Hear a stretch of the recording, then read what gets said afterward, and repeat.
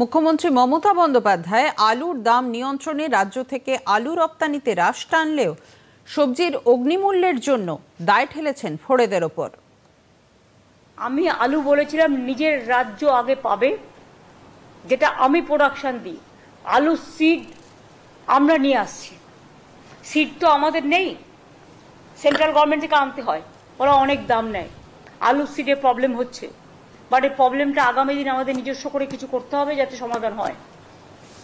কিন্তু আমরা বলেছিলাম আমাদের যা প্রয়োজন রাজ্যের, সেটাকে রেখে নতুন আলু যতক্ষণ পর্যন্ত না উঠছে ততক্ষণ পর্যন্ত বাইরে আলুটা যাবে না।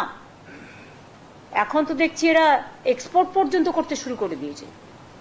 কিন্তু বাংলাকে দাম বাড়িয়ে অন্য জায়গা থেকে মুনাফা করব, আর আমি আলু চাষিদের জন্য ইন্স্যুরেন্স করব, দুটো একসাথে হতে পারে না।